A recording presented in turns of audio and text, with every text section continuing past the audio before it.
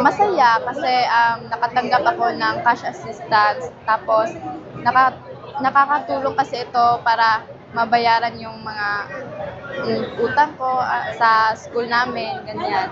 At nakaka-help din ito para ma-provide yung weekly allowance ko.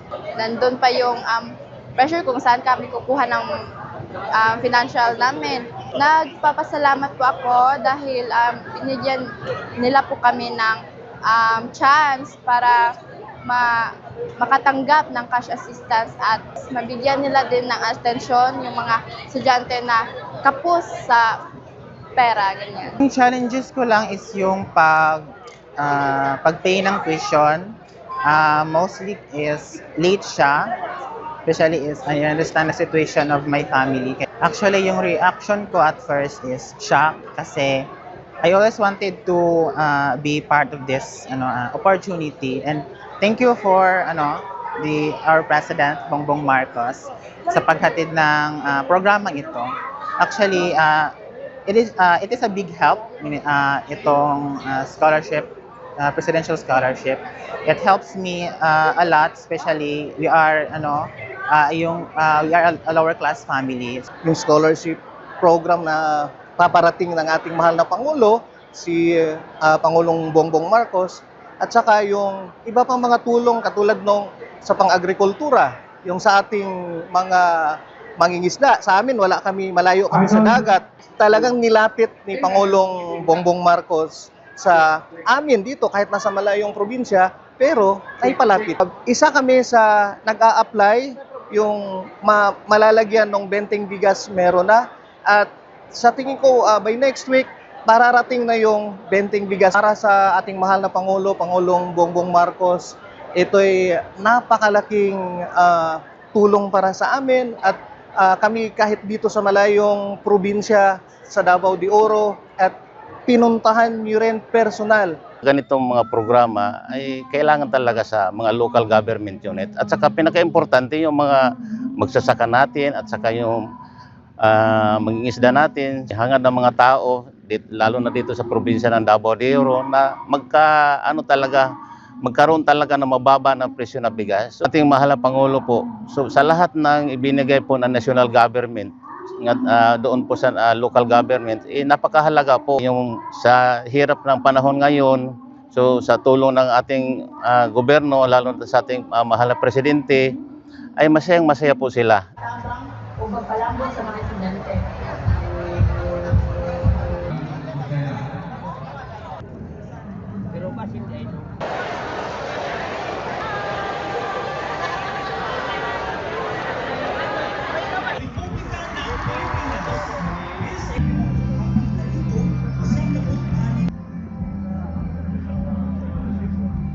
Ani ng palay sa pamamagitan ng pagbibigay ng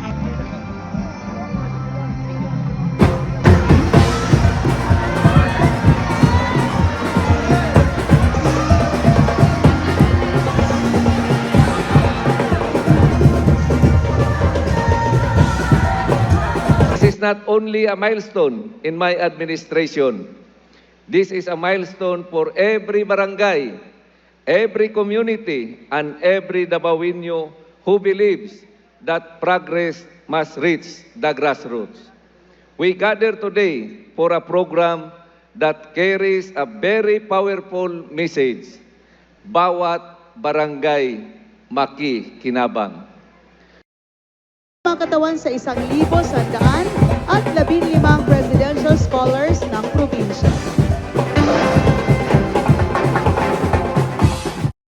Napaka-importante po na ang development ng Pilipinas ay hindi lamang sa taas, hindi lamang sa matataas na opisyal, hindi lang sa Maynila, kung hindi sa bawat barangay sa buong Pilipinas. Ang bilang ng barangay sa Pilipinas siguro mga 42,000 plus ang bilang ng barangay. Nakapagtapos na tayo, nakapagbigay na tayo ng ganitong pondo, yung 200,000 sa bawat barangay. Nakapagbigay na tayo sa halos 37,000 at 37,000 na barangay ay nabigyan na. Tatapusin po natin hanggat mabigyan natin lahat ng barangay. Dito naman ngayon, ang barangay na binibigyan natin ng 200,000 ay 565 barangays, Davao de Oro, Davao del Norte, and Davao Occidental. Kaya ipagpatuloy po natin itong programang ito, ang ating mga scholar, gamitin ninyo na mabuti itong pondong ito. Take advantage, pagsamantalaan ninyo na meron tayong pondo na maibigay at mag-aral kayo na mabuti. Trabahuin ninyo na mabuti ang inyong eskwela at siguro naman, sana sa darating na yung susunod na natin pagkikita ay may hawak na kayong mga diploma. Yan po ang pangarap natin. Yan po ay kaya natin ginagawa po ito. Maraming salamat po.